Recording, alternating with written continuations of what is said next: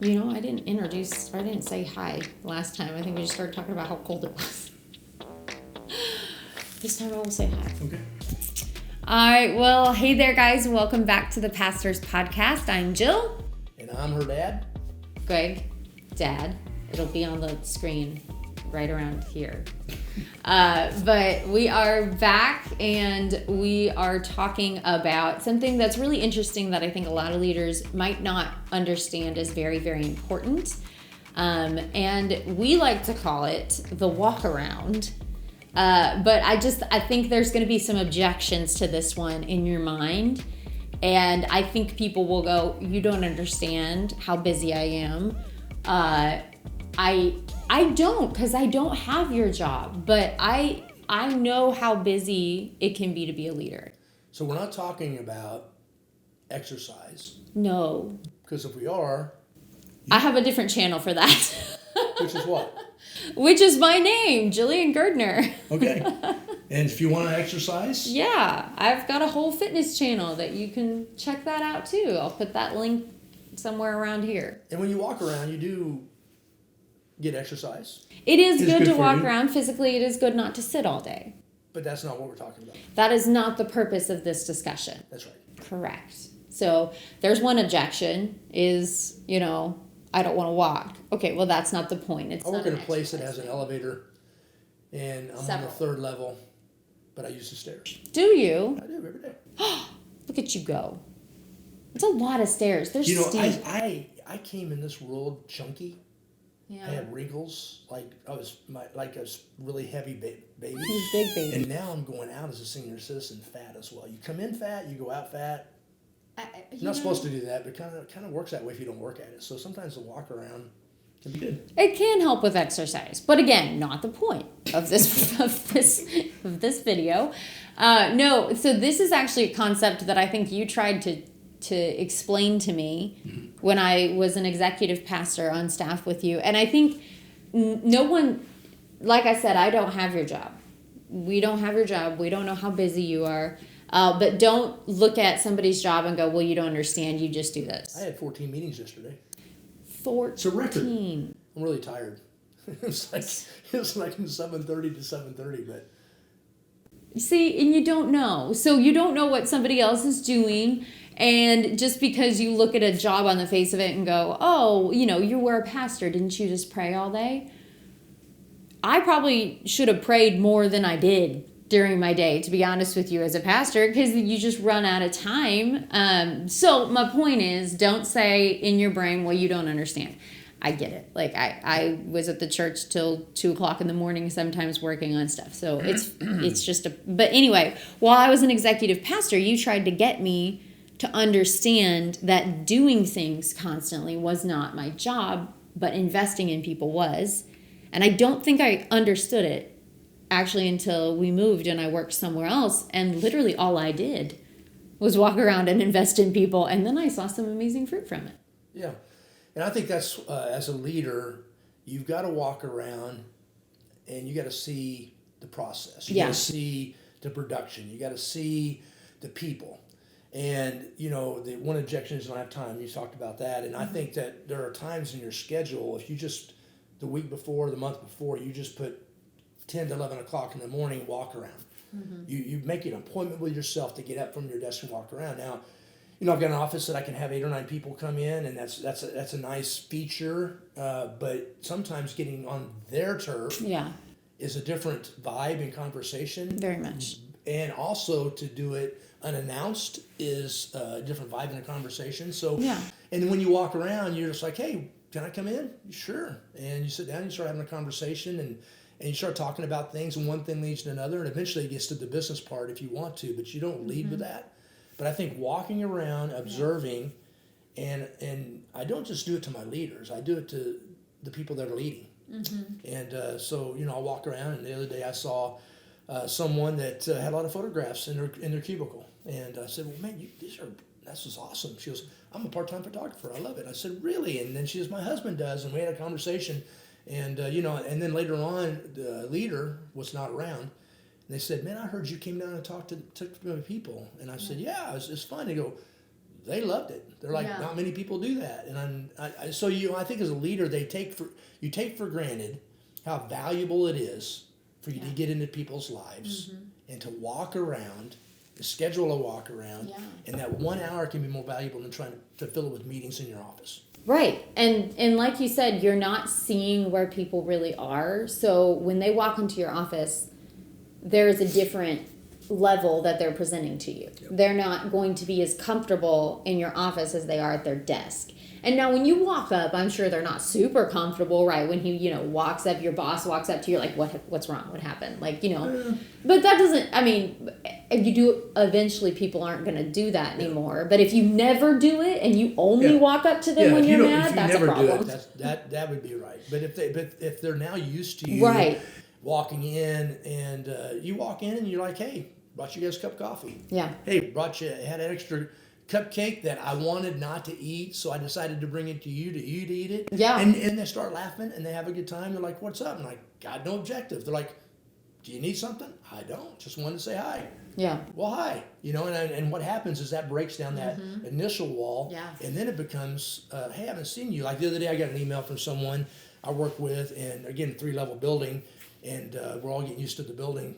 And she's like, hey, I haven't seen you. It was in the HR area. And I'm not seeing my friend. You're on a different floor. But that's the kind of thing is they're used to you coming down. And when you're not, they're like, where are you? Why don't you come back down and, pray with me, pastor me, that kind of thing. So, so it moves from one scale of you never do it to where you do it enough that they miss you and they want you to do it. And that's how leadership can really be effective. And it can be effective. And that is super effective when you're brand new. If you walk into a place and you've been hired and you're a brand new leader and these people don't know you and you set a precedent from the beginning of, I just kind of say hi to people, I walk around, I'm accessible, you can come talk to me, that is going to change the trajectory of everything that you do so quickly, because then people get to know your heart. And then when they don't agree with you, which we've talked about, but they're more willing to understand where you're coming from, because they're like, you know what, this person doesn't just sit up in their office and make rules. Yep. This person comes down, talks to me, they understand me, so while I don't necessarily agree with what they're saying, I can get behind it because I know that they're thinking through the process. Because they see the process. Yeah, that's good. And so you got to walk around, and you said something that, I think we might have talked about this before, when you do enough podcasts, you're like, I think I've mentioned it before, but sometimes it bears repeating. This does. You only get to be new once. Yeah. Right? As a new leader or a new team member. Right? No, this was just in the book. And so we get to be new once, right? And you got a book coming out. We'll talk about that another time. Yes. But I now, as a leader, if I come in new, I really try to spend, believe it or not, a year building relationship. I try not to change anything immediately anymore. I try to do there's some initiatives that need to be done. I do that to get some early wins and get some team members behind me. Yeah. But I don't walk in and just start changing things, because then people are going, well, looks like you don't trust us and we're doing it wrong. We've been doing it wrong. And so I just build relationships so we know our heart, and then over time start to change things as a non-leader or as a team member. Maybe you're in a position where you want to be a leader, but you're a current team member, same principle. Yeah. Walk around, build relationships, and now as a leader, let's go back to leader now, the team members that you want to onboard. I've got a couple team members now that I'm onboarding, really good leaders, future leaders of people that aren't leading people right now, that are working with me and my team. I'm creating moments to bring them into meetings with me. Yeah. They don't say a lot, but they don't say a lot. They're taking notes. We come back and then we digest what happened in that meeting. We process what was said, who's in it, what's going on, and then I bring it back to the next meeting. And what happens is people start getting used to seeing that person in the meeting. They're not authoritative. They're not making decisions, and then they start asking their opinion. They see how smart they are, and then eventually, somewhere between 6 and 12 months later, they're like, Can that person come into my department? Can I have that person? And winner chicken dinner again, right? You kind of onboarded them. So really important. Yeah. That you only get to be new once as a leader, as you're onboarding leaders that you want to be future leaders, but it requires the walk around. It does. And you actually call it something else too, which I think this might have been a topic I wanted to talk about, but I love the way you say this. You call it building up change, is kind of what you said. because it's not a transaction. That makes it sound like a transaction, but it's not. It's just a good way to understand that if you have an empty bank account walking in, you don't have anything to spend. So you're pulling on credit, and these people don't know you, so they're not going to back you. So it's not that you treat people as a transaction, but it's a really good way to understand that if you haven't built anything, you have nothing to stand on. So when you need to do something, or your boss is like, why is this happening? You're like, I don't know, they won't listen to me. That's because you don't listen to them. So if you build up change, eventually as a leader, you're going to have to spend some change with people, and you're going to have to say, listen, like they said, I don't agree with you, but I understand. That's because you've taken the time to actually fill that bank account. And again, you can call it an empty gas tank. You can call it whatever you want, because we don't want to think of transactions, but it's just a good way in your brain to go, oh, I shouldn't say that because these people don't know me yet, because I haven't let them. It's true. So I've always liked the way that you've said that. I'm like, okay, have I actually invested in this person? And back to money terms there. Yeah, you can't spend what you haven't saved, you know. And so I think along the way, what you're saying is right. Is you're building equity, and you're not doing it to spend it. The spending piece is fruit from your labor. Right. Right. It's not the focus. It's simply caring about people, loving people, getting in their lives. Simply trying to help as a steward, we talked about last time, trying to get them where, what I do with my people, my leaders, I'm like, hey, I'm here to serve you. Yeah. You're not here to serve me. Right. In the Bible, it's clear that Jesus came to serve, not to be served, to give his life as a ransom for many, including you and I, right? All of us. And so if you approach servant leadership that way, I tell all my leaders who are great leaders, but I say, I'm here to serve you. You're not here to serve me. Yeah. I'm here to execute all that God has put in your heart to do in the ministry moment you find yourself. How can I do that best for you? Right. That's something I say almost every day to every person, and they know it, and they appreciate that. And then by that language and by that action, you're building change. Right.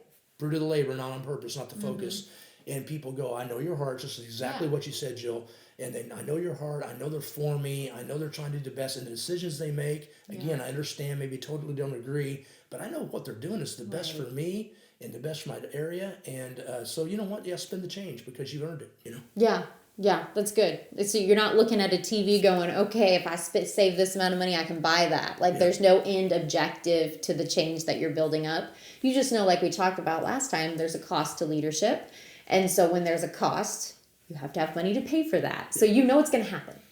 And I think with some people it's easier to build change. Yeah. And I think some people you spend it more frequently because you have to confront and then you have to challenge, which people don't like to be challenged and confronted with, but you do that because it's best for them first, and then it's best for the organization.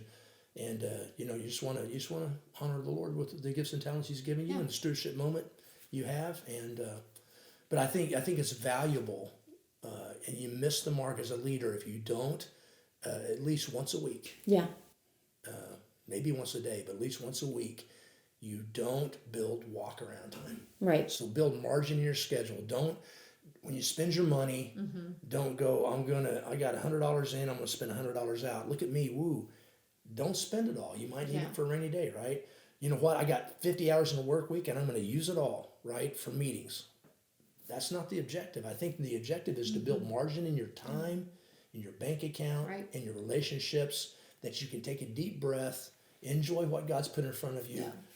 Because you're not promised tomorrow. Right. And, God knows the day you come in, the day you go out. In the middle, we make choices that really cause us to go left or to go right. Yeah. And even in the midst of wrong decisions we make, God's there to make all bad things make it good. Yeah. And He can do new things and rebirth new things. But I think we have to be real mindful of the thing that God's put in front of us and the people for the moment we're in. And I think walk around time is invaluable just to see things. I'm able to see things. I'm able to see there are certain areas that are lively, certain areas that are not. I'm walking around. I see some leaders that never get out of their office and do walk around that are underneath me. And I see that the fruit of their labor is their people that get their head down and they're not conversing.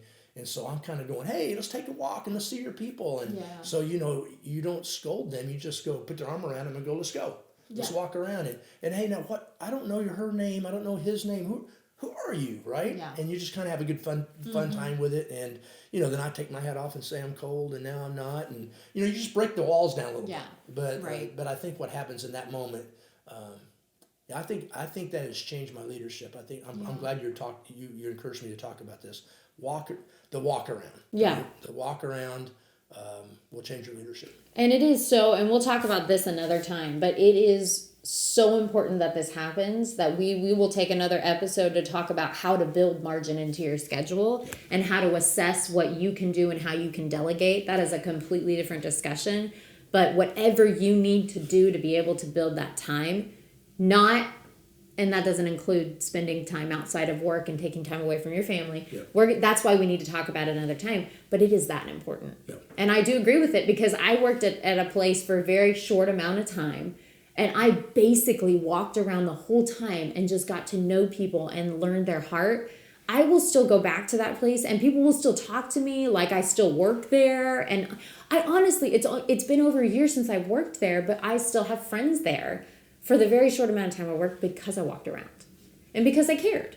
Yeah. And I did care. Yeah. And I love that happened because it taught me that people are so much more important than doing things. That's right. It's true. And you are going to get more done with more people with you than you are standing in your office. I stand in my office. Most people sit. Being in your office working on your computer or having a meeting. You're going to get more done with more people with you, and you can't bring them with you if you stay by yourself. It's true. So that's our thought. That's it. Get out of the seat. Walk around. Exercise. No, not exercise. Yes, exercise. See your people. See your process. And watch God open your eyes to what you need to do next. Yep, that's good. So make sure you guys hit that subscribe button, turn on your notifications, like it, share it. This one's really important. Make sure that people really invest in this one and that you invest in it as well. We believe in you guys. Hit up becomingresources.com for more content that you guys can use in your leadership journey. And we hope that you become the person that you were created to be.